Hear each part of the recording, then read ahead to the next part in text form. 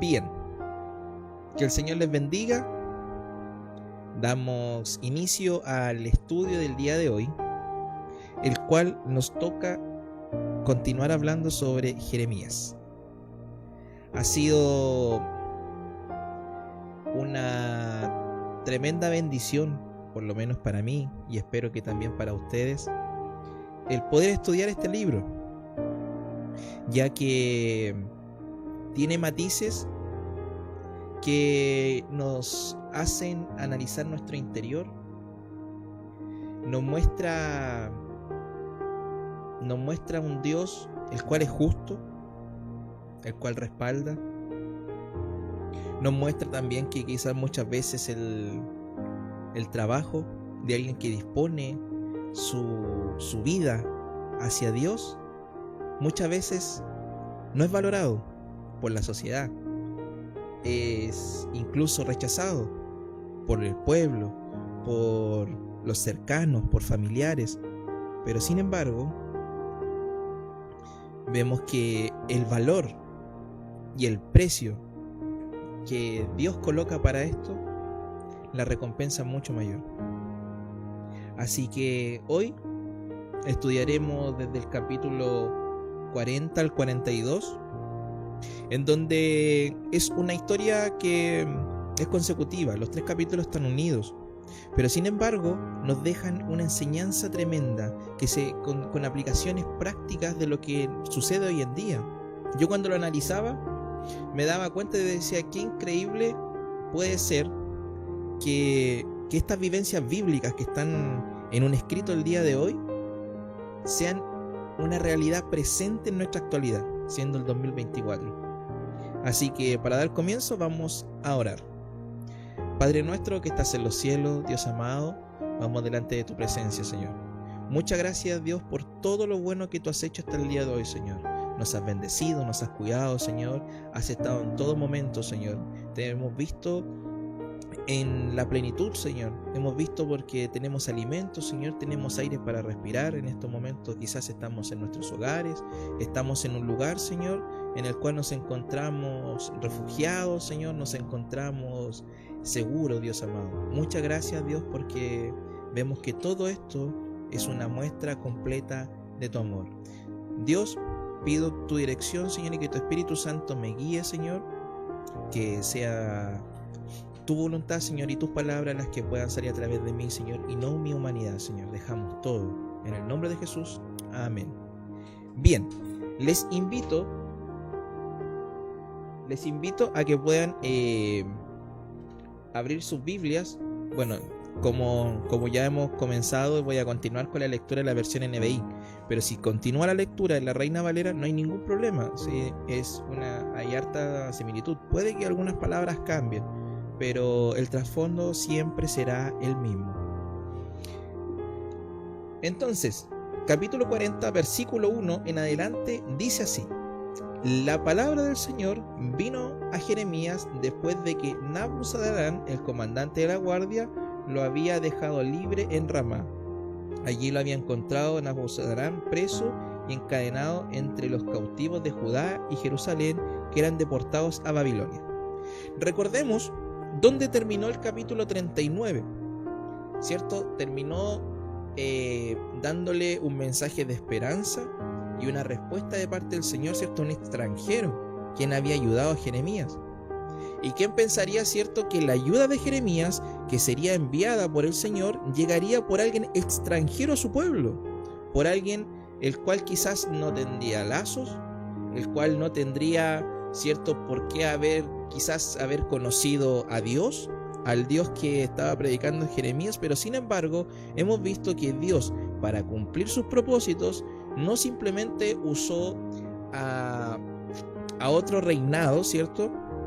Permitió que Babilonia, ¿cierto?, los caldeos llegaran, invadieran Jerusalén, sino que también en este momento también en manos de un extranjero llegara la ayuda a Jeremías en su momento. Entonces estamos en ese contexto. Por eso habla, ¿cierto?, de que Nabuzaradán, que era un comandante de la guardia de los caldeos, dejara libre a Jeremías. Qué paradójico, porque fíjense lo que dice el versículo 2 para poder entender por qué lo deja libre y por qué este hecho es tan particular. ¿Por qué marca tanto esta historia? ¿O por qué en este punto se marca tanto? Fíjense que el versículo 2 dice: el comandante de la guardia tomó aparte a Jeremías y le dijo: el Señor tu Dios decretó esta calamidad para este lugar. Ahora el Señor ha cumplido sus amenazas. Todo esto les ha pasado porque pecaron contra el Señor y desobedecieron su voz. Fíjense lo particular de esta historia. Es paradójico que un caldeo con sus dioses, de hecho el nombre Nabuzaradán está haciendo referencia al dios Nabu, que era una deidad de los caldeos. Pero sin embargo, ellos entienden que lo que sucedió fue porque Dios lo permitió. Entonces, ¿por qué lo hace tan paradójico? Porque resulta que el propio pueblo, el cual ha vivido de las providencias del Señor, el cual tenía una identidad con Dios, el cual tenía una tremenda historia y testimonio al cual contar, en los últimos tiempos, antes del juicio que estaba prometido por parte del Señor, no lo supieron entender, no lo supieron vivir, no lo supieron hacer parte de su propia vida, y sin embargo prefirieron ir tras su voluntad y tener las consecuencias que ya hemos estudiado. Pero fíjense que el resto entendía quién había permitido y todo lo que había sucedido. Se da cuenta que muchas veces nuestra ceguera espiritual, muchas veces nuestra humanidad, quizás, que nuestros propios deseos no nos dejan ver, y otros que ni siquiera tienen alguna relación con nuestro Dios, entienden. Entonces eso nos llama justamente, como les decía, a una mirada interior, a una mirada en la cual nos demos cuenta con qué ojos estamos mirando. ¿Realmente estamos mirando de una manera espiritual? ¿Estamos entendiendo los tiempos, el contexto, lo que el Señor nos habla, lo que el Señor nos ha movido en este tiempo? ¿O simplemente estamos mirando bajo nuestros propios deseos, nuestras propias metas, sueños, dejando de lado, ¿cierto?, a lo que Dios quiere hacer? Continuamos la lectura.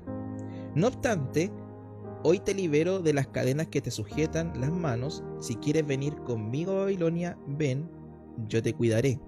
Pero si no quieres, no lo hagas. Mira, tienes ante tus ojos toda la tierra. Ve a donde más te convenga. En este momento, Nabuzaradán, él está dando el respeto a un profeta de Dios que su pueblo no se lo dio. Lo está dejando libre.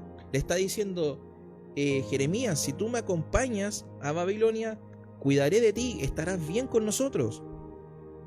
Esto ya debe ser porque Daniel, ¿cierto?, ya también había sido expatriado, estaba ya, recordemos que Jeremías también había enviado cartas, entonces ya se sabía sobre Jeremías y quién era. Pero nuevamente es un extranjero, más encima que estaba en una misión de arrasar con todo. Le perdonan la vida, lo dejan libre, y a través de esa persona Dios sigue cuidando de Jeremías.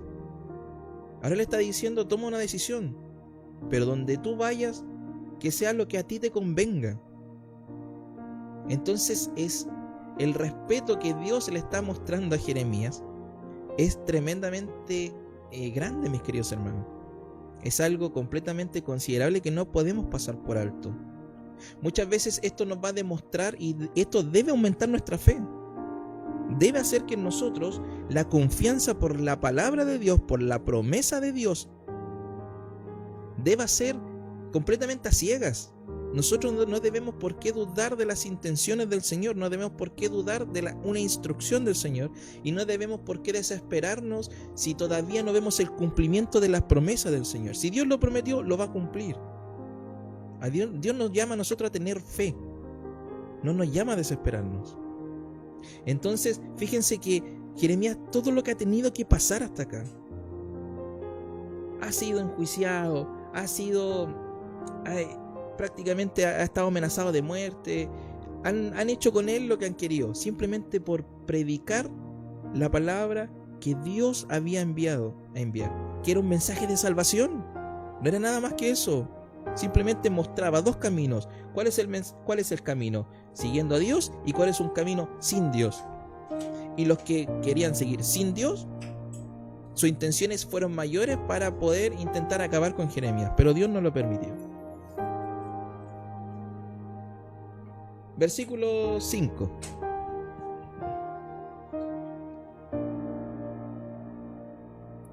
Cuando Jeremías no se decidía, Nabuzaradán añadió: vuelve junto a Gedalías, hijo de Ahicam, nieto de Safán, a quien el rey de Babilonia ha nombrado gobernador de las ciudades de Judá. Vive con él y con tu pueblo, o ve donde más te convenga. Luego el comandante de la guardia le dio provisiones, un regalo, y lo dejó en libertad. Jeremías se fue entonces junto a Gedalías, hijo de Ahicam, a Mizpá, y se quedó con él en medio del pueblo que había permanecido en la tierra.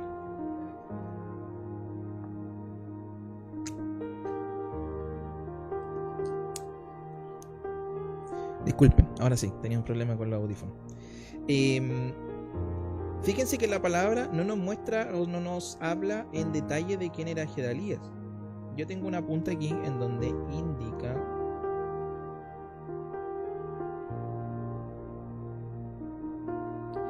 cierto que era un hombre judío, pero mayormente no nos da detalle.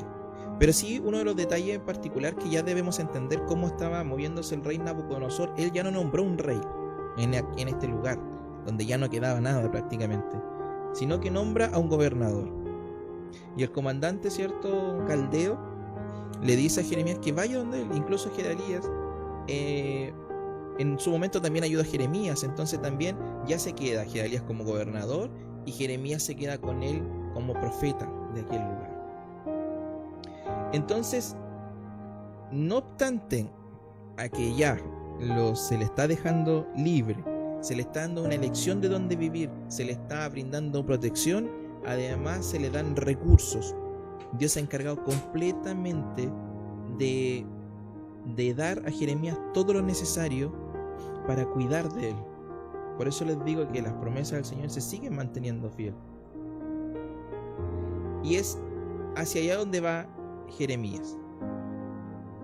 Y fíjense que la palabra en el versículo 7 en adelante dice: cuando todos los oficiales y soldados del ejército que estaban en el campo se enteraron de que el rey de Babilonia había puesto a Gedalías, hijo de Ahicam, como gobernador del país, y de que le había confiado el cuidado de hombres, mujeres y niños, así como de los más pobres del país que no habían sido deportados a Babilonia, fueron a Mizpá para presentarse ante Gedalías. Entre ellos estaban Ismael, hijo de Netanías, Johanán, Jonatán, hijo de Carea, Searías, hijo de Tanhumet, los hijos de Efai, oriundo de Netofa, y Hazanías, hijo de un hombre de Macá. Sus hombres, Gedalías, hijo de Ahicam y nieto de Safán, hizo este juramento ante ellos y sus tropas: no teman servir a los babilonios. Si ustedes se quedan en el país y sirven al rey de Babilonia, les aseguro que les irá bien. Fíjense que estas son las mismas palabras que Jeremías había indicado al pueblo. Recordemos que antes de la tercera deportación, Jeremías nuevamente había entregado un mensaje en donde indicaba que la instrucción del Señor era que fueran, ¿cierto?, con los caldeos, se fueran con ellos, porque Él cuidaría de aquellos, pero quienes se quedaran, ¿cierto?, en un afán de poder seguir, ¿cierto?, en su distorsión, en su porfía, en su camino equivocado, en intentar de seguir acaparando cosas, les iba a ir mal. Pero en este tiempo Dios pone también a Gedalías en aquel lugar, y el resto, ¿cierto?, aquel remanente que andaba esparcido por allá o por acá, al saber que Gedalías estaba siendo gobernador, empieza a volver, ¿cierto?, a lo que queda del pueblo, a lo que queda en algún momento lo que fue el lugar donde estaba el templo del Señor, y comienzan este retorno, ¿cierto?, a este lugar. Y Y es aquí donde cierto Gedalías les dice que no teman servir a los babilonios porque estarán bien. Él va a ser el representante y quien va a estar, es cierto, coordinando operaciones con Babilonia, pero que bajo la protección, cierto, del Señor iban a estar bien. Versículo 10. Yo me quedaré en Mizpá para representarlos ante los babilonios que vengan a vernos, pero ustedes comiencen a almacenar en recipientes vino, frutos de verano y aceite y vivan en las ciudades que han ocupado. Todos los judíos que estaban en Moab, Amón y Edom, o sea, desde el norte, aquellos quienes habían salido, cierto, en medio de todo este caos que se había provocado, y en todos los otros países se enteraron también que el rey de Babilonia había dejado un remanente en Judá y que había nombrado como gobernador a Gedalías, hijo de Ahicam y nieto de Safán. Entonces todos estos judíos regresaron a la tierra de Judá de todos los países donde estaban dispersos. Al llegar se presentaron en Mizpá ante Gedalías. También almacenaron vinos y frutos de verano en abundancia. Hasta aquí, como les digo, aquel remanente que quedó por ahí, también Dios se estaba preocupando de aquellos que realmente siguieran confiando en Dios. Y aquí lo vamos a ver a lo largo de esta historia. Fíjense que aquí hay una persona que comienza a ser protagonista. Quiero que lo tomen bien en consideración porque tiene una participación bien importante. Johanán, hijo de Carea, y de todos los demás oficiales del ejército que estaban en el campo, se presentaron ante Gedalías en Mizpá y dijeron: ¿no sabes que Balis, rey de Amón, ha mandado a Ismael, hijo de Netanías, para matarte? Pero Gedalías, hijo de Ahicam, no les creyó. Y allí en Mizpá, Johanán, hijo de Carea, propuso en secreto a Gedalías: déjame ir a matar a Ismael, hijo de Netanías. Nadie tiene que enterarse. ¿Por qué vamos a permitir que te asesine? Eso causaría la dispersión de todos los judíos que se ha reunido a tu alrededor y acabaría en el remanente de Judá. Fíjense que este Johanán viene a avisarle a Gedalías: ¿sabes qué? Ismael viene y te viene a matar. Y si tú me das autorización, yo lo voy a matar, ¿cierto? ¿Para qué vamos a perder este nuevo aire, este nuevo avivamiento que Dios está trayendo a este lugar, en donde nuevamente estamos pudiendo comenzar a prosperar de cierta manera? Y sin embargo, la respuesta de Gedalías, fíjese, versículo 16: pero Gedalías, hijo de Ahicam, respondió a Johanán, hijo de Carea: ni lo pienses. Lo que dices acerca de Ismael es mentira. Gedalías, ¿qué está diciendo aquí?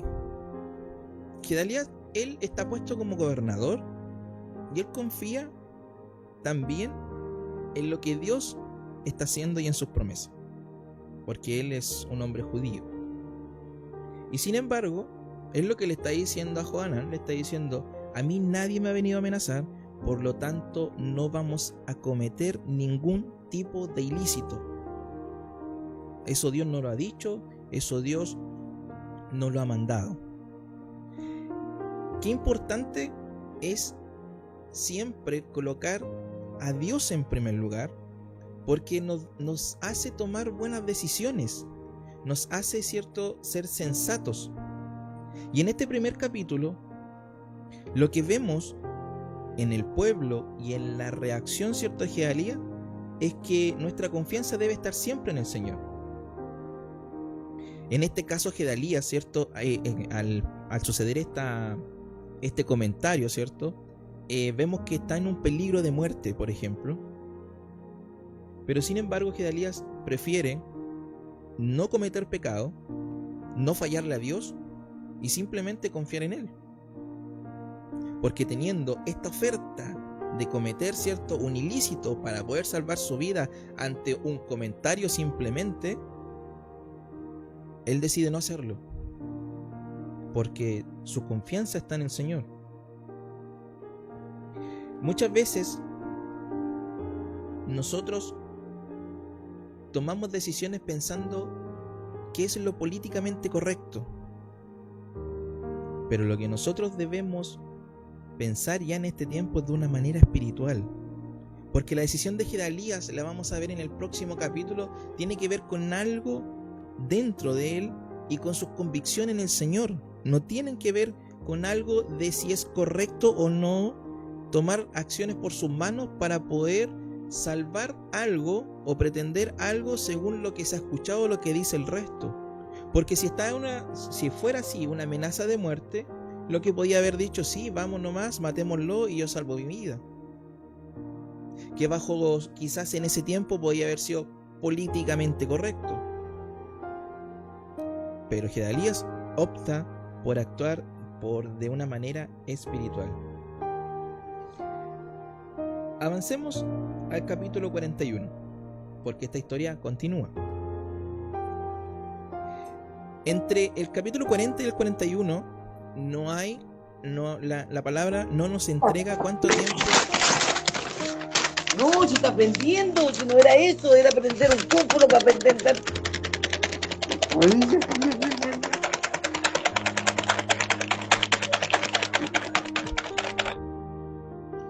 La palabra del Señor no nos entrega cuánto tiempo transcurrió entre esta amenaza de muerte y lo que vamos a leer ahora.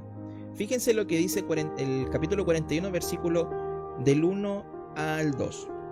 En el mes séptimo, Ismael, hijo de Netanías y nieto de Elisama, de estirpe real, y que había sido uno de los oficiales del rey, vino a Mizpá con 10 hombres y se presentó ante Gedalías, hijo de Ahicam.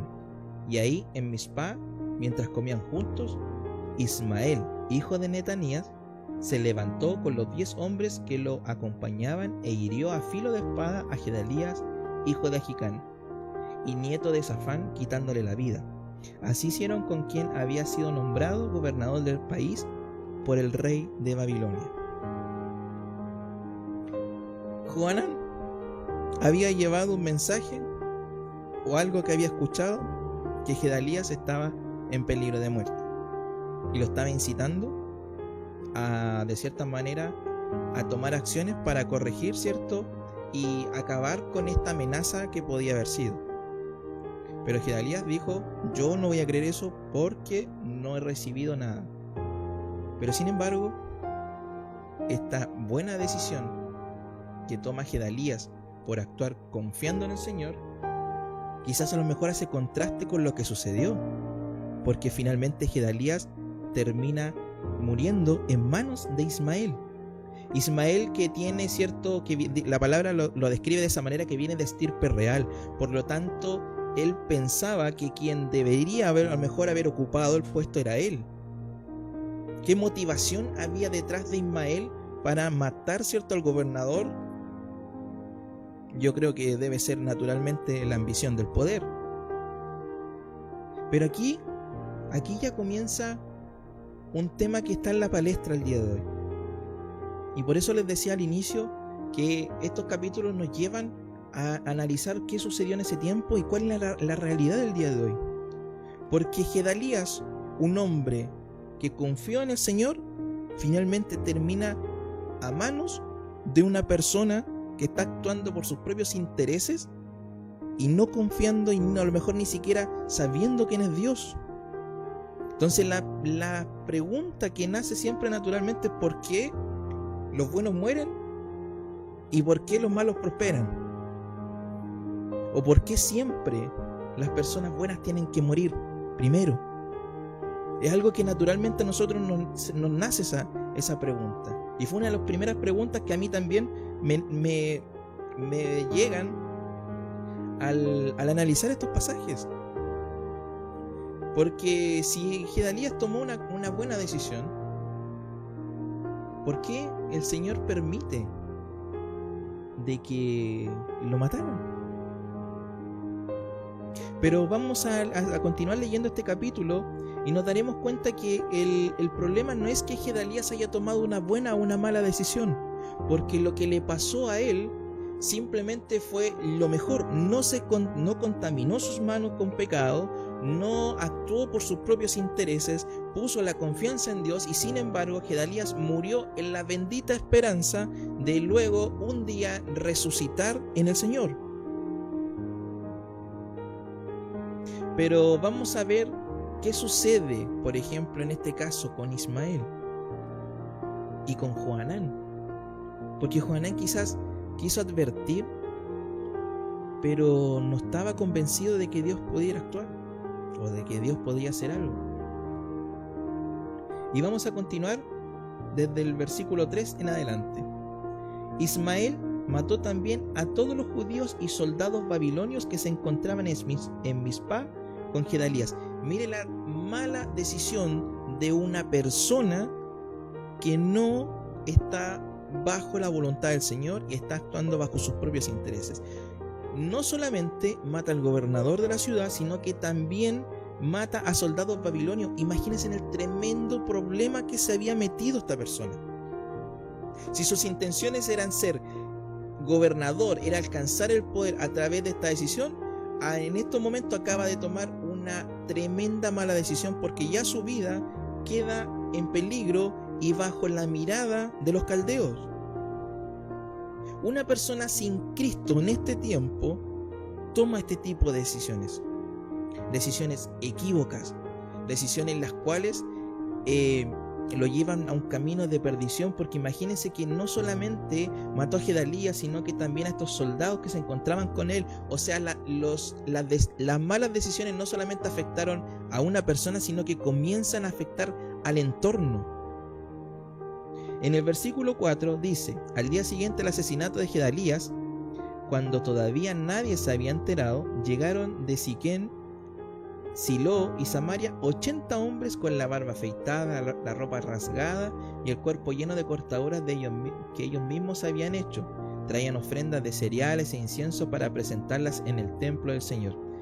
Estos hombres venían en un sinónimo de rendirse también, ¿cierto?, frente al gobernador, para poder, ¿cierto?, de cierta manera demostrar que también lo habían pasado mal en el extranjero, y venían hacia acá. Desde Mizpah salió a su encuentro Ismael, hijo de Netanías. Iba llorando, y cuando los encontró dijo: vengan a ver a Gedalías, hijo de Ahicam. De una manera hipócrita. Además, procura mentir.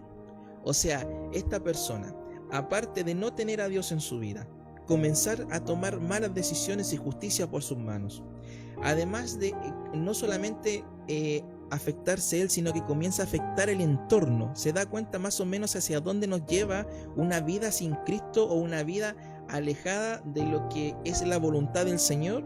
Además, esta persona tiene el descaro de mentir, llorando. Miren lo que le pasó a Gedalías, siendo que él lo había provocado. Y dice el versículo 7: pero no habían llegado al centro de la ciudad cuando Ismael, hijo de Netanías, y sus secuaces los mataron y arrojaron en una cisterna. Había entre 10 hombres que rogaron a Ismael: no nos mates, tenemos escondidos en el campo trigo, cebada, aceite y miel. Ismael accedió y no los mató como a sus compañeros. La maldad se apodera de un corazón el cual no conoce a Dios. Es imposible vivir una vida alejado de Dios y vivir en bendición, en paz, en tranquilidad, en sabiduría.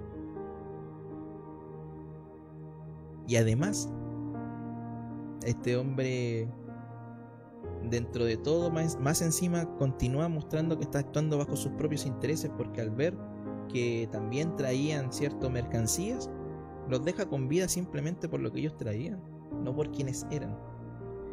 El rey Asa había hecho una cisterna para defenderse de Baasá, rey de Israel, y en esa fosa fue donde Ismael, hijo de Netanías, arrojó los cadáveres de los hombres que habían matado junto con Gedalías, llenándola de cadáveres. Después Ismael se llevó en cautiverio a las hijas del rey y a todo el remanente del pueblo que había quedado en Mizpah, a quienes Nabuzaradán, comandante de la guardia, había puesto bajo el mando de Gedalías, hijo de Ahicam. Ismael, hijo de Netanías, salió de sus cautivos hacia el territorio de los amonitas. Cuando Johanán, hijo de Carea, y todos los oficiales del ejército que estaban con él se enteraron del crimen que había cometido Ismael, hijo de Netanías, reunieron a todos sus hombres y fueron a pelear contra él. Se da cuenta lo que despierta, lo que hace, lo que provoca un actuar sin Cristo. Este hombre, que quien tenía una estirpe real, quien venía de una descendencia real, que quien podía haber estado en un lugar en el cual Dios estaba prometiendo que los iba a cuidar, donde había una esperanza para poder proyectarse, para poder crecer, echa todo a perder por sus propios intereses. Y sucedió que toda la gente que estaba con Ismael se alegró al ver a Johanán, hijo de Carea, acompañado de todos los oficiales del ejército. Todo el pueblo que Ismael llevaba cautivo desde Mizpá se dio la vuelta y se fue con Johanán, hijo de Carea. Pero Ismael, hijo de Netanías, y 8 de sus hombres escaparon de Johanán y huyeron hacia Amón.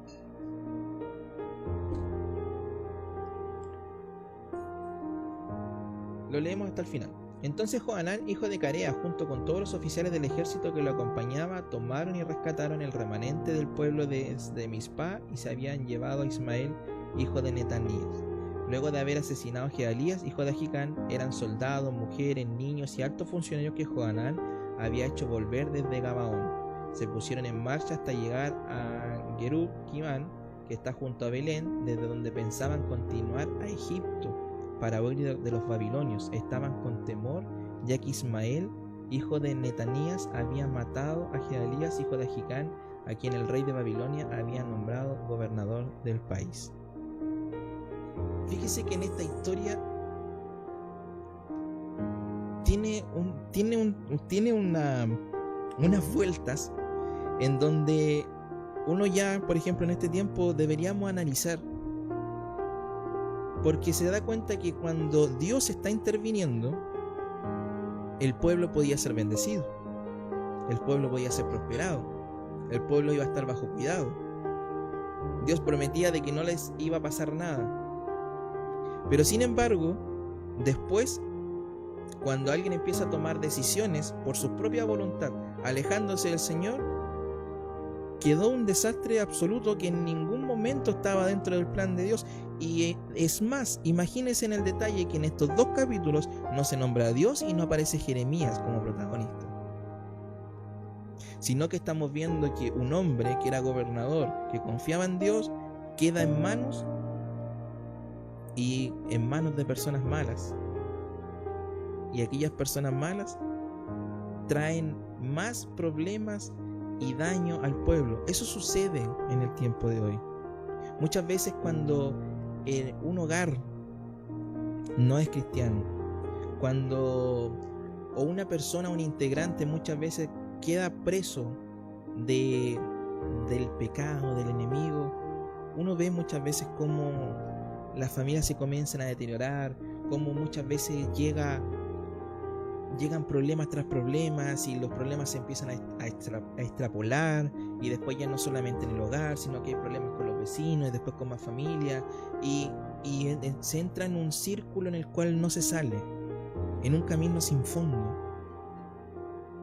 Entonces, lo que nos muestran estos primeros 2 capítulos es qué sucede cuando nos alejamos, cuando nuestro corazón se aleja del Señor y comienza a tomar decisiones bajo su propia voluntad y sin la directriz del Señor. Pero fíjese qué dice el capítulo 42, y con la lectura de este capítulo terminamos. Dice así: Entonces se acercaron Johanán, hijo de Carea, y Jesanías, hijo de Osías, junto con todos los oficiales del ejército y todo el pueblo, desde el más chico hasta el más grande, y dijeron al profeta Jeremías. Aquí llegaron todos delante de Jeremías. Por favor, atiende nuestra súplica, ruega al Señor tu Dios por todo este remanente. Como podrás darte cuenta, antes éramos muchos, pero ahora quedamos solos unos cuantos. Fíjese que Johanán le dice, ruega y suplica al Señor tu Dios. Johanán no está reconociendo que es el Dios de su pueblo. Le dice, ruega a tu Dios. Luego en el versículo 3 le dice, ruega para que el Señor tu Dios, nuevamente, nos indique el camino que debemos seguir y lo que debemos hacer. Miren, el concepto no estaba malo. El criterio que estaban aplicando no está equívoco. Siempre debemos pedir la dirección al Señor. Pero eso nos demuestra que estas personas tenían actitudes religiosas simplemente. O sea, si en su momento estaban viviendo, cuando todavía no pasaba esto, e iban al templo, tenían una actitud religiosa. Y muchos de nosotros el día de hoy podemos estar cayendo en esta equivocación de tener una actitud religiosa, ¿cierto? E ir a la iglesia, por ejemplo, pero no creer ni confiar en el Señor. Y ese peligro, esa línea, nosotros debemos identificarla en nuestras vidas y saber si estamos en qué lado de la línea, si realmente nosotros tenemos una actitud religiosa o realmente nosotros creemos y confiamos en las promesas del Señor. Entonces ya Johanán, ¿cierto?, quien podía haber criticado, ¿cierto?, ya vemos que él se refiere a Jeremías y le dice, tu Dios. O sea, podríamos decir que después que pasó la muerte de Gedalías, a lo mejor Johanán andaba por ahí diciendo, yo le dije, no me creyó, qué mala decisión tomó, no se hubiese muerto. Pero sin embargo vemos que la decisión que tomó Gedalías fue la mejor, porque él no pecó delante del Señor, y sabemos que esa decisión le da acceso a la resurrección y a la vida eterna. Versículo 3. El 4, ya lo habíamos leído el 3. Jeremías respondió, ya los he oído, voy a rogar al Señor, al Dios de ustedes. En la versión Reina Valera dice, voy a rogar a vuestro Dios. O sea, a nuestro Dios le está recordando Jeremías. Tal como lo han pedido, les comunicaré todo lo que el Señor me diga y no les ocultaré absolutamente nada. Ellos dijeron a Jeremías que el Señor tu Dios, nuevamente, sea un testigo fiel y verdadero contra nosotros si no actuamos conforme a todo lo que Él nos ordene por medio de ti. Sea o no de nuestro agrado, obedeceremos la voz del Señor nuestro Dios, a quien te enviamos a consultar. Así, al obedecer la voz del Señor nuestro Dios, nos irá bien. ¿Se da cuenta cómo cambia el discurso? Primero le dicen, Jeremías, tu Dios, ruega a tu Dios, ora a tu Dios. Pero sin embargo Jeremías les dice, oye, es nuestro Dios. Y al final estas personas terminan diciendo, es verdad, obedeceremos la voz de nuestro Dios. 10 días después, la palabra del Señor vino a Jeremías. Dios se tomó su tiempo. Y este punto aquí quiero hacer una mención, porque aquí ya nos damos cuenta que Jeremías va al Señor, le pide dirección. El Señor toma su tiempo para responder, porque es bajo el tiempo del Señor cuando Él obrará, cuando Él hablará. Como les decía en el capítulo anterior, Dios no nos llama a nosotros a desesperarnos, nos llama a tener fe. Lo que sucede es que muchas veces nosotros queremos interferir en que Dios nos responda rápido, y no nos estamos dando cuenta que la velocidad con la que está moviéndose el mundo, nosotros también la estamos trayendo a nuestra relación con el Señor. Si yo me compro un pedido de sushi, y lo voy a dar como ejemplo real, si yo voy como cliente a un lugar que tiene delivery, lo que yo espero es que ojalá que cuando yo termine de cortar la llamada o de enviar el mensaje, el repartidor ya esté en mi puerta golpeando. Hay lugares que cuando se demoran, me he cambiado. No, allá se demoran mucho, y he ido a otro lugar donde acá el tiempo ya relativamente donde puedo esperar. Puede ser un ejemplo básico y burdo, no me lo malentiendan, pero esa velocidad que nosotros queremos para nuestras cosas cotidianas, muchas veces no nos damos cuenta y está dentro de nuestra esencia como hijos de Dios. Y no esperamos en el tiempo del Señor. Y aquí vemos que Dios se tomó su tiempo y había que esperar en el tiempo del Señor. Después de estos 10 días, este llamó a Johanán, hijo de Carea, a todos los oficiales del ejército que lo acompañaban y a todo el pueblo, desde el más chico hasta el más grande, y les dijo: así dice el Señor, Dios de Israel, a quien ustedes me enviaron a interceder por ustedes. Si se quedan en este país, yo los edificaré, no los derribaré, los plantaré y no los arrancaré, porque me duele haberles causado esta calamidad. Este pasaje puede ser un poquito contradictorio, que Dios esté diciendo, por ejemplo, que le duele lo que ha sucedido, o que se arrepiente de lo que pasó. Pero fíjense que Dios está doliendo por lo sucedido, porque Él jamás quiso llegar a ese punto. Porque lo que le sucedió al pueblo, ¿cierto?, al reinado del sur, fue por sus propios actos y consecuencias. Dios lo permitió, pero no fue el causante de lo que sucedió. No sé si me entiende el ejemplo. Mire, si yo voy conduciendo a 120 kilómetros por hora en un lugar donde dice que voy a 60 y me estrello y muero conduciendo, Dios a lo mejor lo permitió. ¿Por qué? Porque no sé, no mandó nada para proteger, ¿cierto? Podría ser ese el ejemplo. Pero sin embargo, el causante del accidente fui yo por mi irresponsabilidad. Y eso fue lo que le pasó al pueblo. El causante de lo que sucedió fue el pueblo de Dios. Y Dios permitió que llegaran los caldeos, quienes paradójicamente reconocen que lo que sucedió, que fue lo que vimos en el capítulo 40, reconocen que todo lo que sucedió fue porque Dios lo permitió, y no entendían cómo el pueblo de Dios no fue capaz de entender.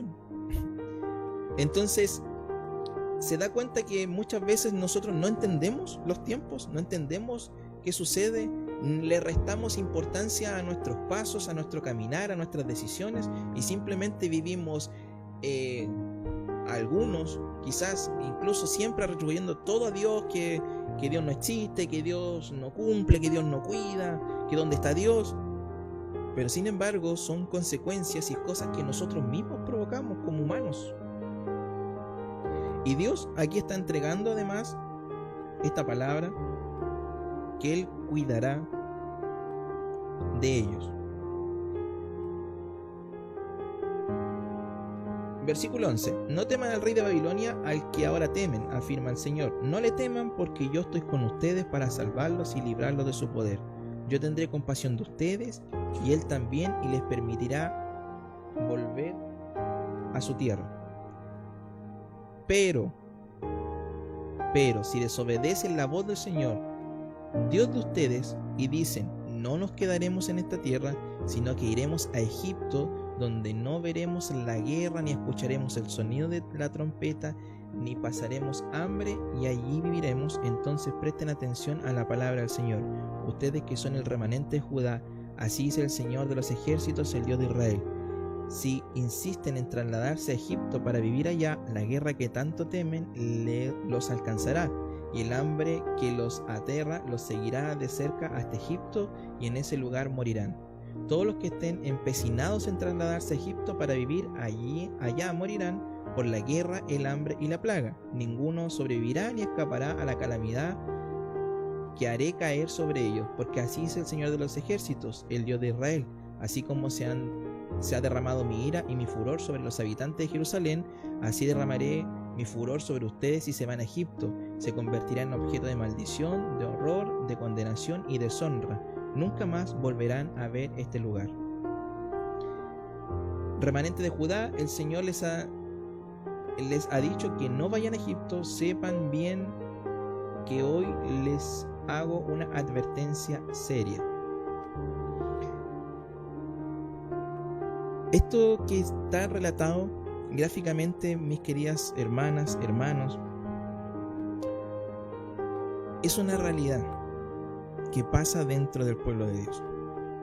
Muchos, algunos, y ojalá nunca sea el caso de alguno de los que está acá, porque el mío lo fue, cuando colocamos nuestros propios intereses, porque si Dios le está dando esta advertencia es porque está en el corazón, porque ha visto y oído quizás los pensamientos del pueblo que estaban pensando que, oye, en esta tierra no hay nada, ¿qué vamos a hacer? Volvámonos a Egipto, volvamos atrás, de donde Dios los sacó, allá quieren volver. Y en nosotros muchas veces pasa de que bajo nuestro propio pensamiento nos alejamos del Señor, pensamos que con nuestras fuerzas podemos, y sobre todo cuando de repente incluso vemos una pequeña ventana de prosperidad en donde nos comienza a ir bien, alejados del Señor, y sin embargo en nuestros corazones hemos vuelto a ese Egipto. Y nosotros quizás también estamos en este Egipto espiritual, en donde retrocedemos nuestro caminar, pero sin embargo no nos damos cuenta que esa acción nos va a llevar a una perdición absoluta. La prosperidad puede llegar, como les digo, sí. El fruto del trabajo uno lo comienza a ver, sí. Incluso muchas veces uno piensa que en ese tiempo estaba mejor que en el de hoy, también. Porque es el enemigo, ¿cierto? Que no nos quiere endulzar, nos muestra, nos hace ver la vida desde otro punto de vista. Disfrutamos de nuestros deleites, de nuestros placeres. Hay risa, alegría y un sinfín de cosas que van llenando la carne. Pero resulta que cuando va pasando eso, no nos damos cuenta que estamos caminando derecho hacia el abismo mismo, porque cuando ya nos damos cuenta de dónde estamos, personalmente dentro del corazón ya es muy tarde, y los daños colaterales y los daños que han sucedido durante la vida son muy grandes, y la perdición que llega en ese punto es peor desde el punto que se partió.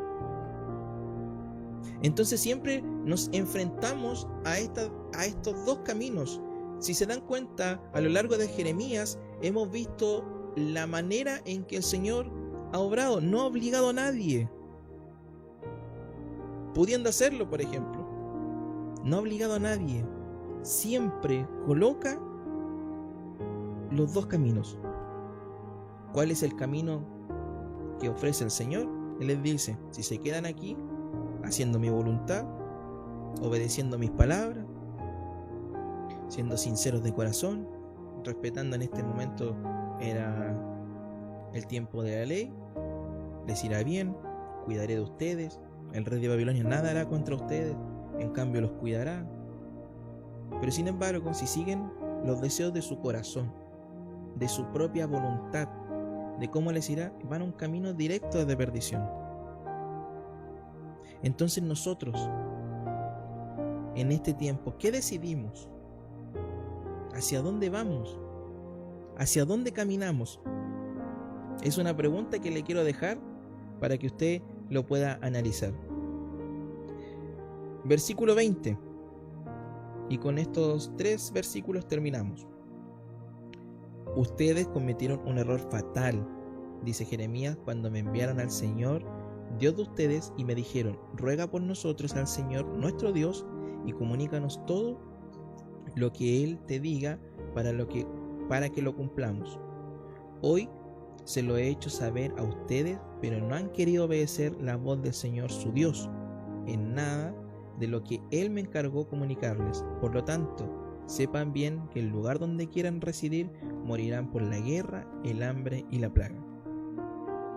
Nuevamente, un pueblo sufriendo por una mala decisión, sufriendo por caminar bajo su propia voluntad, sufriendo por seguir su propio pensamiento y sus propios proyectos, porque fíjense que ellos iban en busca de paz. Recuerde que cuando leímos acaso unos versículos más atrás dice: van en busca de calma, porque allá no hay guerras, porque allá podrán prosperar.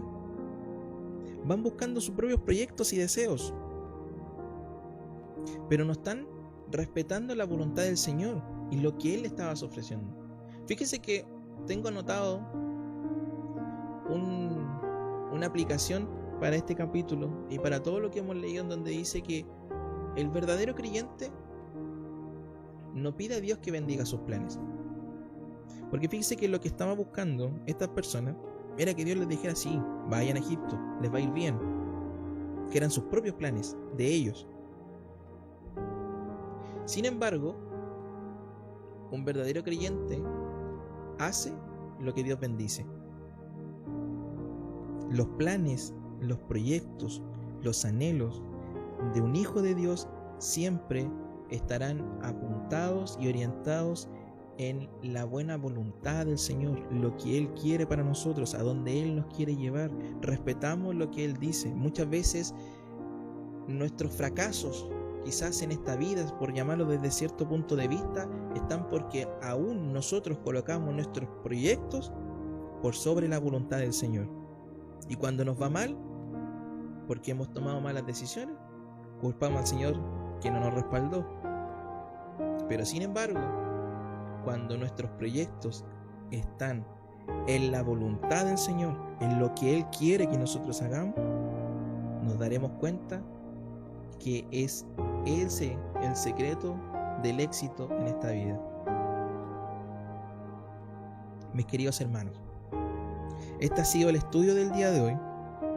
Vamos a orar para poder entregar este hermoso momento que nos ha regalado el Señor. Padre nuestro que estás en los cielos, gracias Dios porque en este momento hemos podido estudiar tu palabra, Señor. Gracias porque en esta tarde, Señor, tú nos recuerdas a todos nosotros, Señor, que siempre el obedecer tu palabra, Señor, el buscar tu voluntad, el disponernos en tus manos para que tú nos seas dirigiendo, siempre será una buena decisión. Sin embargo, sabemos, Señor, y tú nos muestras que cuando ponemos nuestras prioridades, cuando colocamos nuestra propia voluntad humana, marchamos hacia un lugar equivocado. Dios amado, que tu Espíritu Santo, Señor, pueda estar guiando a cada uno de mis hermanos, mis hermanas, Señor. Yo no sé cuáles son sus proyectos, yo no sé cuáles son sus anhelos, pero tú los conoces, Señor. Te pido que tú les guíes, Señor, que tú les muestres el camino, que tú les indiques si van por un lado equivocado, que si van por el lado correcto, Señor. Pero Padre Celestial, te pido, Señor, que seas tú manifestándose en este tiempo, Señor, porque sabemos que sin ti nada somos y sin ti nada podemos hacer. No tenemos dónde ir. Por eso, Señor, reconocemos tu supremacía y reconocemos, Señor, que te necesitamos en todo tiempo. Señor, entregamos este momento en el nombre de tu Hijo amado Jesús. Amén.